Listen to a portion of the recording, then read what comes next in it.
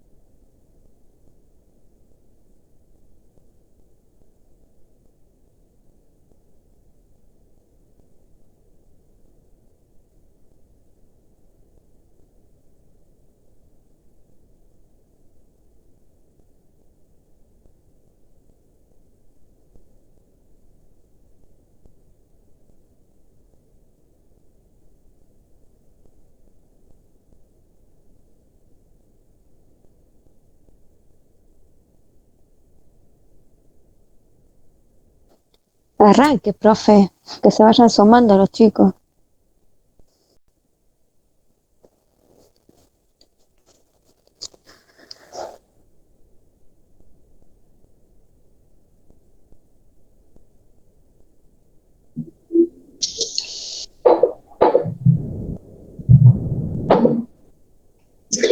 Bueno, chicos, empezamos entonces. Igual faltan 2 minutitos para 15:30, pero bueno, vamos sumando a medida que vayan incorporándose el resto. Bueno, como les decía, hoy vamos a hablar de lo que es la etapa de dilatante. La parte dilatante o etapa dilatante durante el parto es un proceso mediante el cual el útero expulsa el feto, la placenta y el líquido amniótico. Esto se lleva a cabo durante contracciones rítmicas, que es lo que más o menos vamos a manejar ahora, ¿sí? La presión contra el cuello uterino originada por el feto y el saco amniótico producen el borramiento y la dilatación, la cual facilita el paso del feto durante todas estas contracciones al útero a través del cuello y el canal del parto hasta el medio extrauterino. Es aquí donde enfermería tiene que estar presente y acompañando a la embarazada, ¿no es cierto? O sea, es un proceso donde la madre tiene que estar acompañada, brindándole ánimo, seguridad, que es lo que necesita toda mamá que va a tener a su bebé. Más que nada cuando esta mamá por primera vez va a pasar por este proceso, ¿sí? Es conveniente que la sala de dilatación esté cerca de la sala de partos. Esto es para brindarle seguridad y lo mismo también es necesario a veces acompañarla en las primeras partes de las horas del trabajo de parto, que conozca el lugar donde va a nacer su bebé. Recuerden que tiene que estar en ese lugar donde va a ser mamá todo lo que sea el material estéril, ejemplos, las venoclisis, las jeringas, entre otros, apósitos, y la medicación necesaria que esté ubicado en el office, en el área limpia, y que esté accesible con una muy buena fuente de luz. Esto hace que no estemos nosotros corriendo de un lado hacia el otro en caso de que surja una urgencia en ese momento. Entonces es conveniente tener todo a mano. De esta manera también nosotros nos aseguramos y la paciente o la embarazada va a sentir que está acompañada, porque si ella nos ve que corremos de un lado hacia el otro, puede llegar a asustarse y a ella misma preguntarse qué está pasando, porque veo que se mueven de un lado hacia el otro y me están dejando sola, ¿sí? Para la desinfección de las chatas e instrumental deberá contarse con un sector destinado para este fin. Todo personal que esté en ese momento en el parto tiene que conocer el lugar. Al ingresar la embarazada a la sala de dilatación, debe realizarse todas las actividades relacionadas con el momento del parto, ¿sí? Que no surjan otras actividades que no tengan nada que ver con ese acontecimiento. Esto garantiza una buena atención.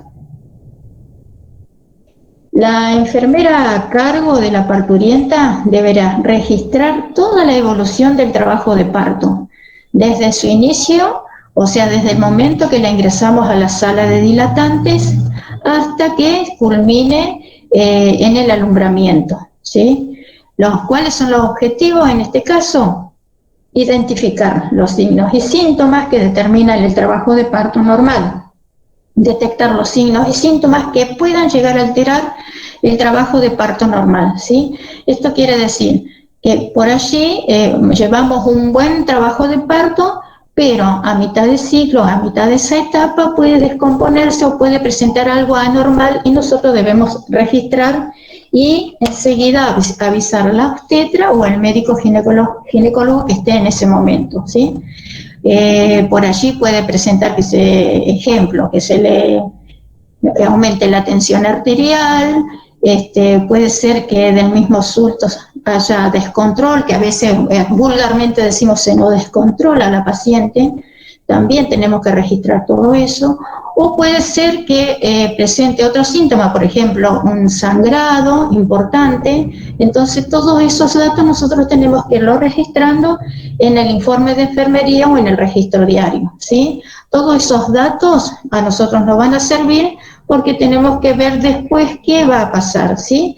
Y en ese momento también nosotros vamos valorando qué necesidades alteradas va a tener esa mamá luego de tener su bebé.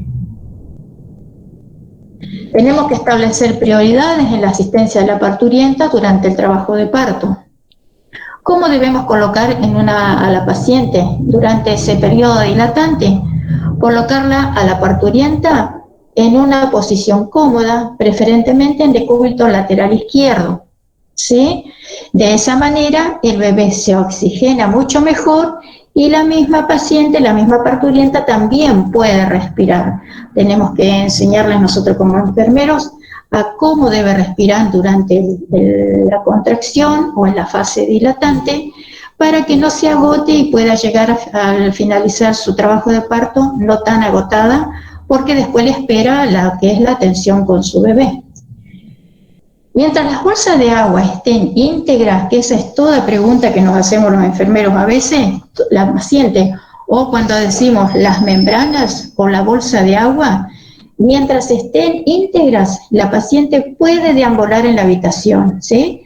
Ahora, cuando las bolsas ya están rotas, decimos rompió bolsa la mamá fulano de tal, debemos tener en cuenta o estar cerca de ella, porque ¿qué puede llegar a pasar? Por allí en la fase dilatante puede llegar a que alumbre primero el cordón umbilical y eso sería ya grave. O cuando por allí decimos placenta previa y puede ser también que esté sucediendo eso. Entonces nosotros tenemos que prestar mucha atención, por eso debemos estar cerca de la paciente que va a dar luz. Cuando llamamos o hablamos de los fenómenos activos y pasivos, que ahí estamos en un franco trabajo de parto, ¿sí? Los activos son las contracciones y los pujos, ¿sí? La onda contráctil normal, sí. ¿Sí? A ver, para. A ver. Hemos visto, la única que vimos la primera etapa dilatante, después no vimos nada.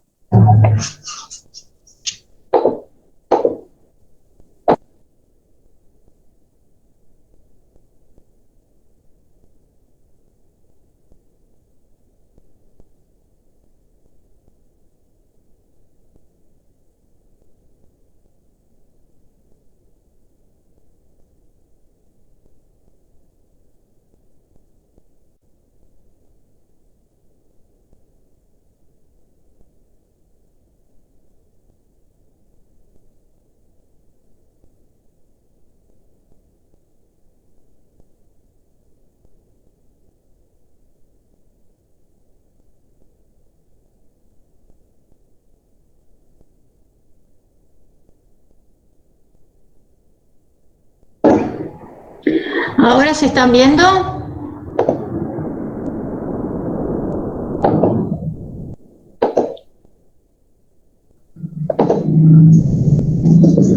¿Ahora se ve, chicas? La primera. Profe, pero sigue en la primera. Sí, se ve la primera. Ahora como que se agrandó. Ahí cambió. Ahí cambió, sí. ¿Se ve ahora? Sí. A ver. Bueno, pero ¿se escuchó bien el resto? O a ver si puedo incorporar el resto de los chicos que quedaron atrás.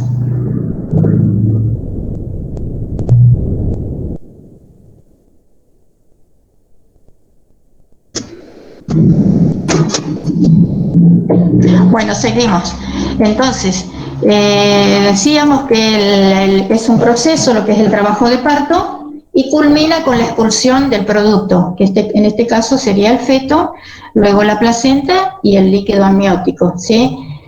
La presión contra el cuello uterino originada por el feto y el saco amniótico producen el borramiento y la dilatación, la cual facilita el paso del feto desde el útero a través del cuello y el canal de parto hasta el medio extrauterino. En este proceso hay fases que ahí la vamos a ir viendo a continuación. Es conveniente que la sala de dilatación, decíamos hace un ratito que debe estar cerca de la sala de parto. Generalmente acá en el Hospital de Roca, que es donde yo trabajo en maternidad, tenemos la sala dilatante próxima a la que es sala de parto. A veces también puede generarse el parto en la misma sala de dilatación porque tenemos todo cerca, ¿sí? O sea, se debe tener todo lo que es el material estéril, o sea, el equipo de trabajo de parto que le llamamos nosotros, que contiene una caja conteniendo 5 piezas, que sería tijera, 2 kosher, una pinza de disección y la tijera. Entonces, tenemos todo a mano. También las toallas, en lo posible, tienen que ser precalentadas, apósitos, venoclisis, jeringa y todo lo que es medicación que tenga que ver con el trabajo de partos debe estar en el office del área limpia y accesible con una muy buena fuente de luz. También tenemos que tener en cuenta lo que son las chatas, es un instrumental que siempre debe permanecer también cerca de la sala de parto con una buena desinfección, dado que la chata es la que recibe todo lo que es secreciones, ¿sí? Al ingresar la embarazada a la sala de dilatación, deben realizarse todas las actividades relacionadas con el momento del parto para garantizar una buena atención. ¿Esto qué quiere decir? A veces nosotros tenemos 2 camas en sala de dilatación y tienen que ser solamente para la embarazada que cumpla esa función de dilatante. No podemos poner otra paciente con otro tipo de patología ginecológica, por ejemplo. Tengo que tener la de dilatante y al lado, si acontece, otra paciente, otra embarazada que también esté con el mismo proceso. No puedo poner otra paciente ginecológica con otro tipo de patología. Por ejemplo, una embarazada que está a mitad de ciclo, o sea, gestante, que esté en su segundo trimestre, o sea, 28 o 30 semanas, no puedo colocarla en la sala de dilatantes, ¿sí? ¿Por qué? Puede que esa paciente comience también con trabajo de parto, ¿sí? La enfermera que está a cargo de la parturienta deberá registrar toda la evolución de ese trabajo de parto. Por ejemplo, sus signos vitales. Por allí hay pacientes que se les puede producir vómitos. Esos vómitos transcurren, ¿por qué? Porque la paciente está respirando mal, ¿sí? Entonces, dado a su trabajo de parto, que es doloroso, por allí se agitan demasiado y eso mismo se le produce en vómito. ¿Por qué? Porque está respirando mal. Entonces, nosotros como enfermeros debemos explicarle cómo debe respirar, cuáles son las posiciones en la cama, puede que también gire alrededor de la cama, o sea, debe estar cómoda ella. ¿Cuáles serían los objetivos en este caso? Identificar signos y síntomas que determinan el trabajo de parto normal, detectar los signos y síntomas también que pueden alterar ese trabajo de parto normal. Debemos establecer prioridades en la asistencia de la parturienta durante el trabajo de parto. Por ejemplo, le tenemos que preguntar si quiere estar acompañada por un familiar directo, ya sea su pareja, su hermano o su mamá, o por allí ellos mismos manifiestan querer quedarse solo, acompañados por el personal de salud.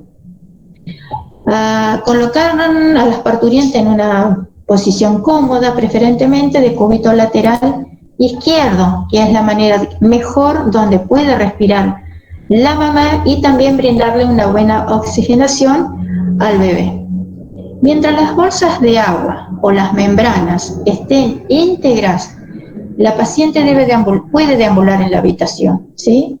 Ahora, cuando las bolsas de agua están rotas, ya se nos hace un poquito más difícil o debemos tener más vigilancia hacia esa paciente porque por allí puede ingresar o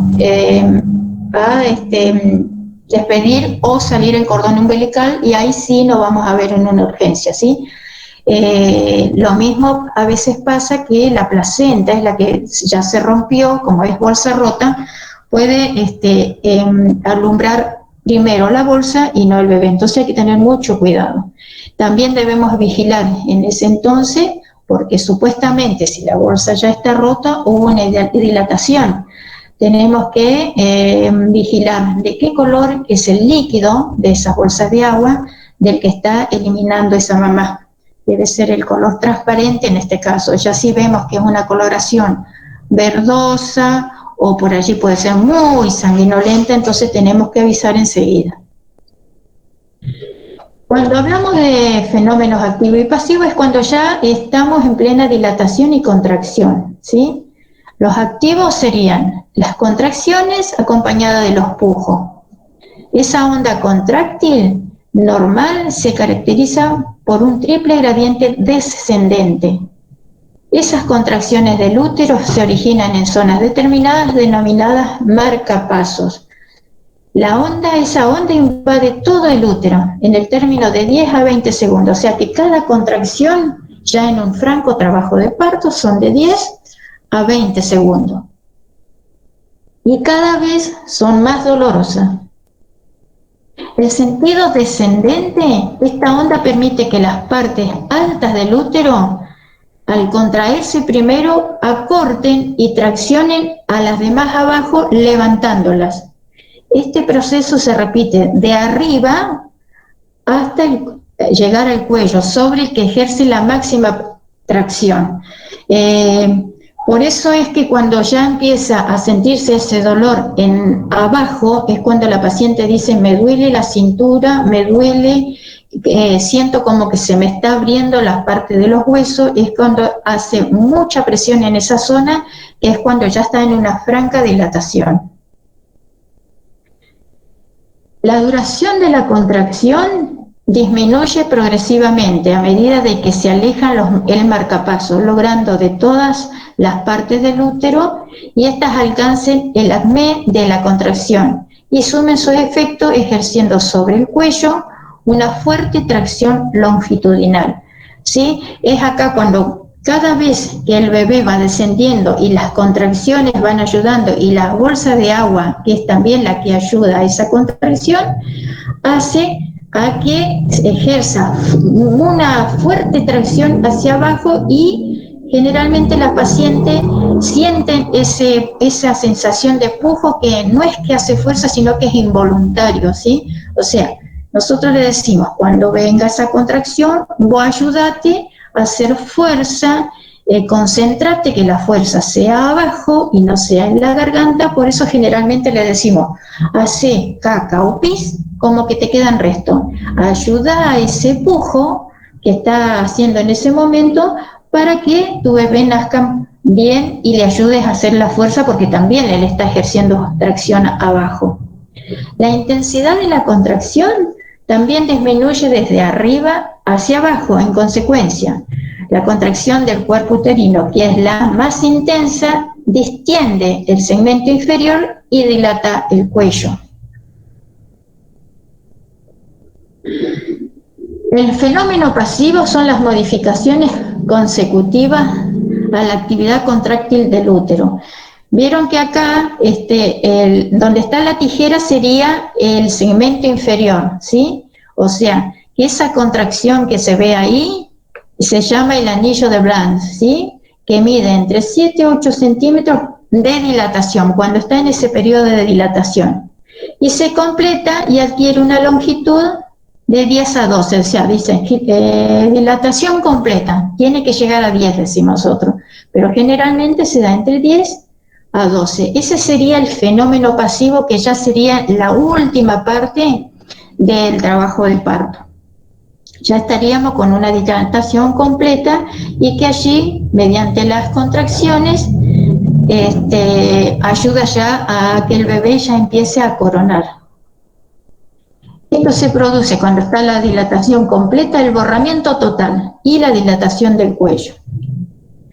Se interpreta como características del trabajo de parto, es el que va ampliando el cérvix. El cérvix es el que las pacientes dicen, me duelen los huesos, me duele y no aguanto más, ayúdenme, empieza a manifestar la embarazada, ¿sí? Es cuando el cérvix se va ampliando para que pueda pasar por el canal del parto el feto. La expulsión de los limos, o sea, esa pérdida por la vulva es una sustancia mucosa con hilos de sangre y significa la expulsión del tapón mucoso y se desprende al inicio de la dilatación. A veces sucede que se despide cuando hay un comienzo de trabajo de parto. Y la mamá cuando llega a la consulta dice, estoy perdiendo líquido, estoy perdiendo algo sanguinolento, y es el tapón mucoso cuando da inicio a un trabajo de parto, y esto se expulsa cuando hay una dilatación ya completa. Las bolsas de agua. ¿Voy bien ahí? ¿Me van escuchando bien? Sí, profe. Bueno, gracias. Hasta aquí vamos bien, dudas o que pueda parar para irles. ¿Va claro? Va claro, profe. Bien. Bueno, después las bolsas de agua o las membranas. Las bolsas de agua actúan también como dilatadoras del cuello y excitadoras de las contracciones uterinas, que también van desde hacia arriba hacia abajo, hasta el segmento inferior. Protege la cavidad ovular contra el ascenso de gérmenes patógenos y el feto contra la violencia de las contracciones. Esto ayuda a que el bebé, mediante esas contracciones, no los aprieten, sino que esa agua o ese líquido ayuda a que el bebé no se lesione, ¿sí? También esto ayuda a que no haya ascenso de gérmenes patógenos. Por eso a veces cuando hay mamás con edad gestacional menor, por ejemplo, 30 semanas, 32 semanas, generalmente esas pacientes las internamos nosotros y reciben accesos de antibióticos para evitar que asciendan gérmenes, ¿sí? Y estas pacientes con bolsas rotas generalmente quedan en reposo casi absoluto. La ampliación del canal del parto. Esto corresponde a la vagina, al anillo himeneal, la vulva y el periné, que se distienden progresivamente como consecuencias del descenso de la presentación de la bolsa, ¿sí?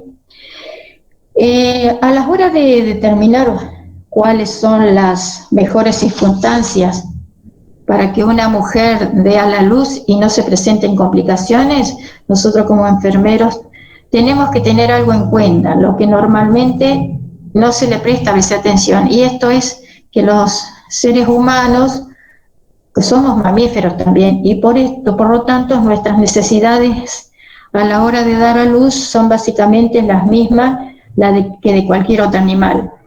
Debemos tener, las pacientes deben presentar o deben tener ellas seguridad, intimidad, tranquilidad y confort, para que transcurra un parto con una normalidad en donde la mujer necesita sentirse cómoda físicamente y en un ambiente oscuro y silencioso y rodeada por gente que ella quiere que esté a su lado.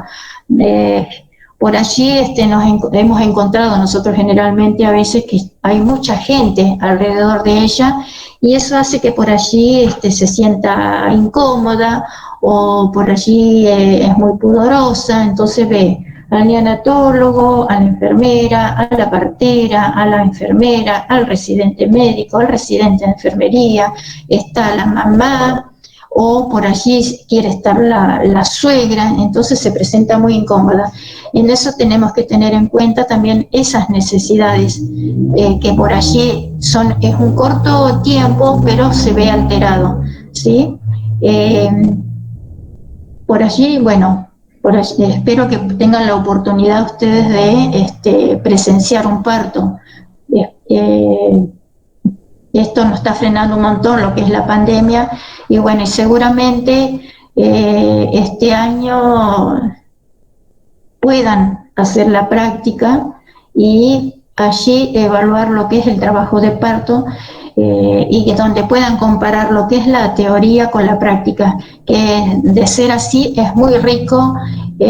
Uno se enamora, por decir así, de lo que es un trabajo de parto, de cómo nace ese bebé, de cómo tenemos que atender a esa mamá, cómo le tenemos que brindar confianza para que esa mamá se sienta cómoda y pueda allí aprender a atender a su bebé, más cuando es una mamá primípara. Por allí también decimos, no, ya tiene 2 o 3 chicos, ya sabe, y no es lo mismo. Por allí tenemos madres que son su segundo o tercer bebé, pero también les cuesta. Por allí van cambiando las cosas año a año, más allá de que el parto siempre va a ser en el mismo lugar, pero van cambiando cosas para mejorar y para tener una buena asistencia. Esta mamá que está en un proceso muy lindo, donde tiene a un bebé, donde lo tuvo 9 meses en un lugar cómodo, tranquilo, y al salir al exterior ya como que cambian las cosas, ¿sí? Bueno, espero que les haya ayudado y a comprender lo que es la dilatación. Si tienen dudas pueden preguntarme, así que tenemos un espacio ahí. Los dejo unos 5 o 10 minutitos y volvemos por si hay algunas preguntas. Consulta, ¿va a subir el power? ¿Cómo? ¿Va a subir el power para poder tenerlo? Sí, lo voy a pasar, yo lo voy a cargar. De todas maneras, el power está hecho con la teoría que ustedes utilizan, ¿sí? Pero yo se los voy a mandar, así lo tienen.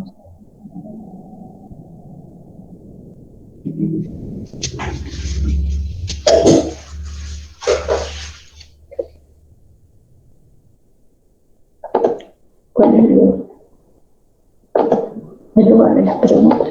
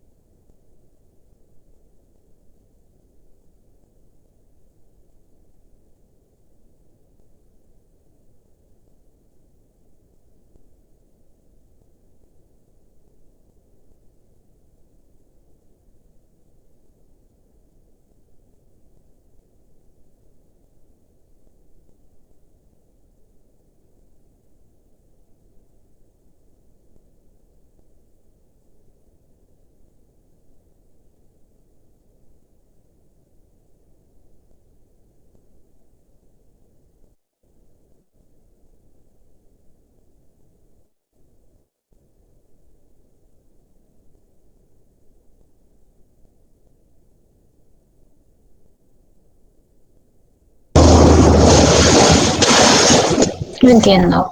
El micrófono.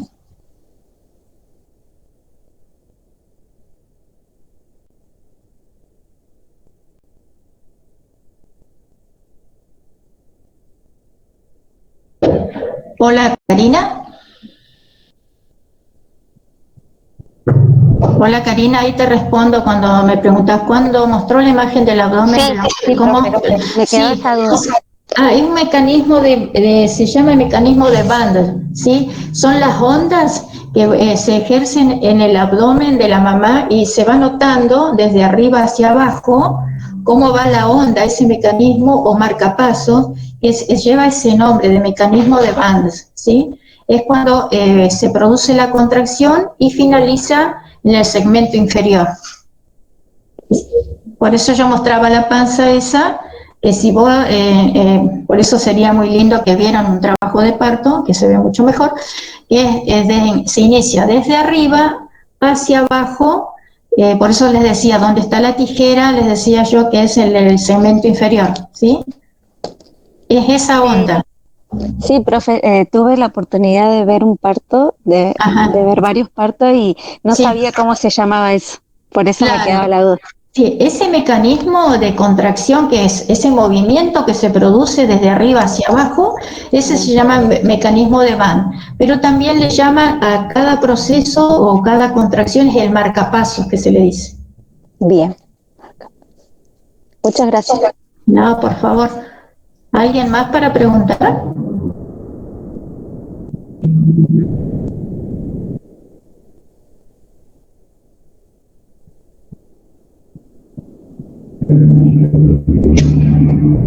Profe, Sí, hola, buenas tardes. buenas tardes.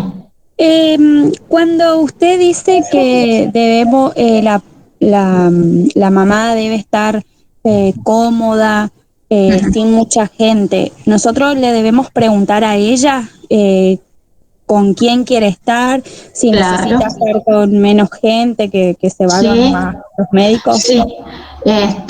Generalmente, como hablamos ahora del parto respetado, se le pregunta con quién quiere estar a su lado, si quiere estar con su pareja, obviamente que la partera, la enfermera y la enfermera de recepción tiene que estar presente, pero Claro, por allí, claro, y tiene que estar con una baja luz, sin ruidos.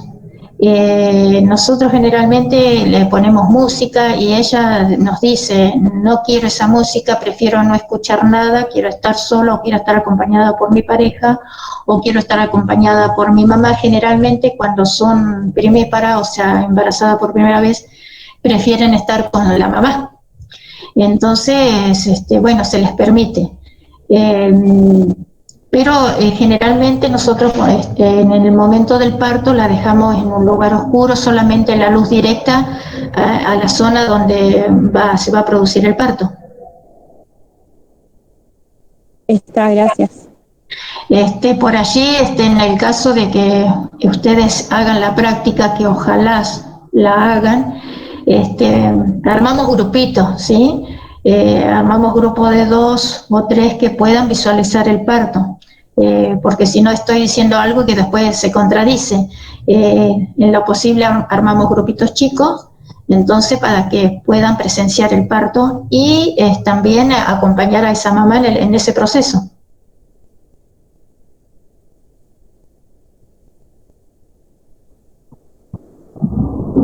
¿A alguien más que tenga dudas? Hola, profe, una Sí, consulta. sí. ¿Qué otras cuestiones incluye lo que es el parto respetado? No sé, otros Eh, puntos. ¿La mamá puede sí, decidir, por ejemplo, si dar a luz en el hospital o de otras formas, no sé, en su sí, sí. casa? Generalmente el parto respetado nosotros le llamamos a que vaya a parir de la forma que ella quiere. Por allí no quiere el sillón de parto, lo quiere hacer en la misma cama. Por allí quiere hacerlo parado, no quiere, no soporta el sillón, entonces la dejamos en un banquito que es tipo inodoro, donde ella se sienta ahí y puja ahí sentada, ¿sí? Esa sería otra opción. Por allí no quieren estar acostadas y prefieren estar paradas, otras quieren estar en el piso tirada en forma de 4 patitas, le decimos nosotros, y también pueden llegar a parir de esa forma. En los domicilios se da muy poco acá en la zona. Creo que puedo llegar a recordar así muy lejos 2 partos, pero han tenido dificultades porque se le ha enfriado el bebé, cuesta lo que es la lactancia. O sea, yo en ese campo ahí no me voy a meter mucho, pero sí hablo del parto respetado en una institución como que el hospital. Bien, gracias.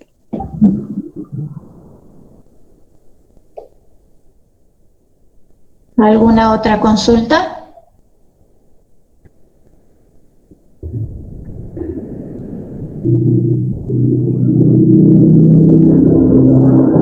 Por allí fue muy buena, sí, por allí fue muy buena pregunta lo que hizo esta chica, porque eso se llamaría una de las necesidades satisfactorias durante el trabajo de parto, ¿sí?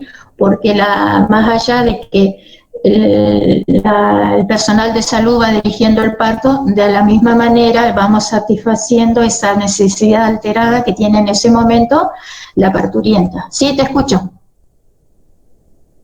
No, quería saber otra cosa. Por ejemplo, Sí. Estamos hablando solo del parto normal, ¿no? Sí, sí. En caso de que, por ejemplo, la mamá Sí. no quiera tener parto normal, ¿cómo, o sea, quiera cesárea? A eso es lo que voy. Claro. ¿Eso cómo se decide? Está bien, hablamos de parto respetado y ella decide cómo tener a su bebé. También nos hemos encontrado en esa situación donde exige que se le realice una cesárea. Previamente nosotros le informamos cuáles son las consecuencias, porque más allá de que va a tener a su bebé, es una cirugía, y esa cirugía puede llegar a tener complicaciones, ¿sí? O sea, la mamá o esa parturienta debe reunir todas condiciones, ¿sí? Como para llegar a una cirugía. Eso se le explica antes y de hecho ellos firman un consentimiento. Ah, gracias, profe. Profe, como que se normalizó eso, ¿verdad? Lo de la cesárea, como al menos Sí. en lo que es acá Argentina, pareciera como que se normalizó el hecho de que no, quiero cesárea y es normal, pero no es normal en realidad. No, en realidad no es normal. Sí. Se debe llegar a un parto normal. Sí, sí. Para eso, por eso hay una ley donde se legalizó lo que es el parto respetado. O sea, ella decide cómo parir, ya sea en un sillón, en una cama, o parada, o en cuclilla, pero bueno, a veces la exigencia de la misma paciente o no soporta el dolor, llega a pedir y a insistir a terminar ese embarazo en una cesárea. Y el tema de la inyección, creo que es la epidural, creo que es, se Sí. llama así. Sí, nosotros, o sea, en la institución hospitalaria todavía no se está utilizando. Creo, pero no estoy segura, que en la parte privada sí. ¿Usted trabaja en el hospital de Roca? Sí, sí, en el hospital de Roca. Y ahí estoy en la práctica de maternidad, o sea, que roguemos que ustedes puedan hacer las pasantías, voy a estar ahí con ustedes. Profe, ¿le puedo hacer una pregunta? Sí. Yo, por ejemplo, soy mamá, tengo 2 bebés. Sí. Ajá. Y en mi primer embarazo, bueno, al bebé llegamos a las 40 semanas y nunca tuve una contracción ni nada. Entonces me dijeron que me iban a inducir el parto. Sí. El día que llego para inducirme el parto, me Sí. hacen tacto y me dicen que mi cuello estaba inmaduro y que Ajá. por más que me pusieran goteo no iba a dilatar, ¿es Ajá, cierto? sí, eso es verdad, sí, sí, es verdad. Por allí nos ha tocado que hemos tenido pacientes que se han internado para inducir al parto, le han colocado lo que es para inducir, o sea, la medicación para inducir al parto, que es la oxitocina y las progesteronas, y no, el cuello es inmaduro, no se dilata, no se produce el borramiento, entonces va directamente a cesárea. Claro, ella Aparte, me dijo 40 semanas ya. que tenía cero Claro, dilatación, sí, que ni sí. siquiera podía pasar ni un dedo. Y Claro, igual de todas formas me dijeron que bueno, iba a cesárea, para mí fue re traumático pues no estaba preparada, claro, pero sí, sí. me dijeron que igual me iban a dejar el goteo porque eso como que le estaba diciendo al bebé las contracciones que se iban a empezar a producir, que ya iba a salir. Ajá. Entonces Sí, como que eso iba a ayudar en la cesárea. claro, sí, sí, es así. Ah, bien. Eso tenía la duda. El tema del goteo, cuando te inducen el parto y Sí. te colocan el goteo, ¿no? Sí. ¿Eso cuánto debería demorar más o menos como para que... Y eso depende también de cada organismo y también depende, vieron que la oxitocina es algo fisiológico nuestro de las mujeres y la oxitocina artificial es lo que ayuda un poco, pero eso tiene que ver mucho con la oxitocina nuestra, la fisiológica. Hay, por ejemplo, podemos tener 2 embarazadas y las 2 con inducción y las 2 con un goteo. Puede ser una que a las 2 horas ya esté en un franco trabajo de parto y la otra ni nada, que por allí, como le pasó a la compañera que estaba hablando hace un rato, puede ser también que esté pasando por lo mismo, que es un cuello que no es inmaduro y no va a lograr un trabajo de parto. O sea que cada embarazo, o sea, en este momento, digamos, cada cuello es distinto a una mamá a otra. Bueno, yo también soy mamá y a mí me pasó eso, por ejemplo. Llegué al hospital con dilatación, tenía 2. Sí. Me derivaron, yo vivo en Allen, Sí. soy de Chimpay, pero tuve a mi nena en Choele. Ay, hiciste un buen recorrido. Te derivan a Choele. Sí. Ajá. Bueno, la cosa es que yo llegué con 2 de dilatación. Y te quedaste ahí. El lunes. Y tardé, y mi nena nació el miércoles, entonces digo, no entiendo cómo fue todo eso, pero sí. Bueno, a veces sucede que hemos tenido embarazadas con 2 o 3 de dilatación, quedan en un reposo absoluto y pueden llegar hasta 20 y a veces hasta el mes internada, pero con un reposo absoluto. Eso sí, viendo que la edad gestacional sea acorde, porque si es una edad gestacional entre 39 y 40, directamente se le ayuda a que se produzca el parto. Ahora, cuando es menor de edad gestacional, por ejemplo, menor de 35, se la trata de sostenerla para que no nazca un bebé prematuro. O sea, la idea es que ese bebé es mejor que permanezca dentro de su lugar, que va a estar con la temperatura adecuada, a que esté fuera del útero. Igual, profe, según la bibliografía, como que dice que las multíparas son más rápidas, ¿verdad? Sí, son mucho más rápidas, pero allí también a veces son más complejas. ¿Por qué? Porque en las primíparas, por allí es menor el riesgo de hemorragia, no siempre, pero se pueden llegar a dar en las multíparas. Más que nada cuando hay mamás que cada 2 años ya tienen su bebé, van con el tercero o el cuarto, hay más riesgo de hemorragias que en las nulíparas. Sí, el trabajo de parto es mucho más rápido. O sea que hay más, es un factor de riesgo que no deje de pasar un tiempo, no sé cuánto es, creo que son casi 2 años, ¿verdad? Sí. Por eso enfermería en ese caso tiene que prestar más atención y por allí nosotros cometemos el error de decir, no, ya tiene 2 o 3 chicos, se sabe manejar, pero a veces demoramos un poco o nos detenemos en otras cosas, llegamos al lugar de la recién parida y nos encontramos que está con una hemorragia.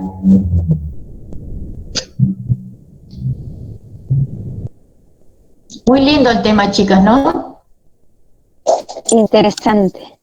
Profe, está bueno para las que ya tuvimos bebés y por ahí nos quedaron dudas. Está bueno. Bueno, pueden sacársela. Profe, y cuando les hacen tacto, ¿pueden inducir a las contracciones? A veces sí.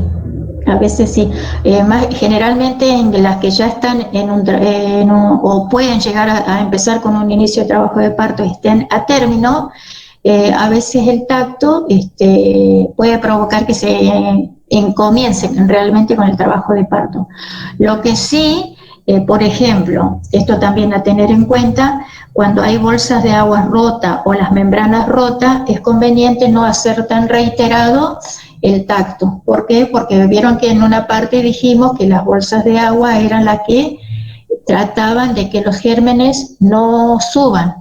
Y más allá de que la obstetra o el ginecólogo utilice un par de guantes estéril, puede también llegar a arrastrar gérmenes porque va hacia arriba. El tacto mete la mano, o sea, coloca los dedos y va hacia arriba, ¿sí?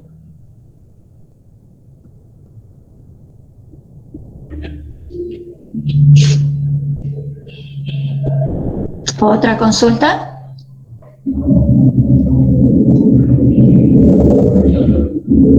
Nosotros no hacemos tacto, ¿no? No, nosotros no. Ah, bueno. No, pero todavía como que acá en la Argentina no hay enfermeras obstetras. Sé que en otros países forman enfermeras obstetras que vendrían siendo como el auxiliar de la licenciada en obstetricia, pero lamentablemente en la Argentina todavía no, que sería muy bueno porque sería un buen avance lo que es enfermería, ¿sí? Seguir avanzando. A mí me pasó otra experiencia también, bueno, tuve puras experiencias malas en mi primer embarazo. Bueno, pero está bueno comentarla porque por allí sacamos conclusiones. Sí, por ejemplo, yo a mi bebé yo soy de Roca, pero en ese tiempo que estuve embarazada estábamos viviendo con mi esposo en Catriel. Y yo lo tuve en Catriel a mi bebé. Resulta que en Catriel no hay neo, así que bueno, lo derivaron para Cipolletti.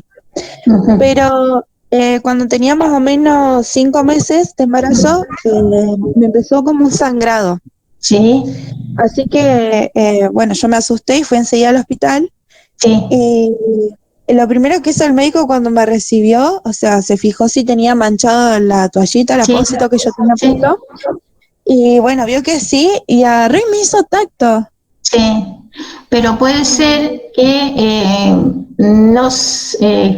bueno, por allí hay que también tomar el color de la pérdida esa que tenía. Por allí capaz que tenía un pequeño hematoma también, vieron que a veces hay hematomas y son esos los que están sangrando. Seguramente te han hecho un monitoreo primero para escuchar los latidos del bebé y ahí recién hacer el tacto. No, nada, ¿No? O sea, no, fue re feo. Y para colmo, la enfermera que estaba con él, que bueno, después ella, primero como que me lavó, me higienizó con agua fría, me echó el chorro así como ni me avisaron que me iban a hacer. No, fue una experiencia horrible. Ajá. Y lo primero que hicieron fue hacerme tacto, ni siquiera escucharon al bebé o ni siquiera una ecografía primero, nada. ¿Y me dijeron que eso no se hacía. ¿No? Que primero tenés que ver que el bebé esté bien y después sí. Después hacer el tacto. Resulta que yo tenía inflamado el cuello del útero y de ahí era que salía la sangre. No tenía placenta previa, no tenía hematomas, nada por el estilo. Ah, tenías el cuello. Sí. Ajá. Sí, tenés razón. Sí, lo que pasa es que uno cuando va aprendiendo. Creo que es importante explicar todo lo que vas a hacer, porque la persona no sabe qué es lo que vos le vas a hacer, o sea, decirle, no sé, te voy a higienizar, te voy a echar agua, esto, lo otro. A mí, te digo, fue horrible mi experiencia. Bueno, así que ahí tenés como para corregir cuando vos te toque atender a una paciente que eso no se hace. Sí. Es horrible eso, sí. ¿Otra consultita, chicas?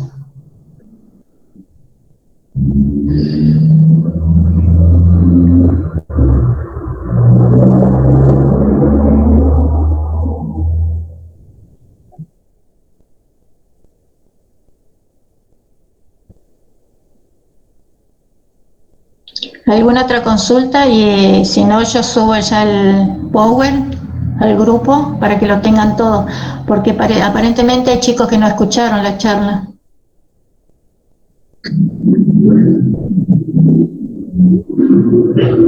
Por mi parte, ya está, creo. ¿Sí? De todas maneras, si hay dudas, ustedes pueden hacer la consulta, ¿sí?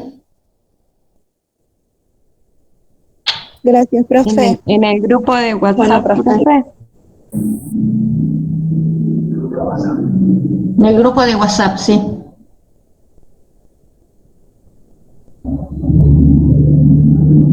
Bueno, profe, gracias por sacarnos las dudas. Bueno, está bien. Gracias, chica, por escuchar. A usted. Hasta luego. Gracias, chao. Chao, hasta luego. Gracias, profe, chao. Chao, profe. Chao, profe.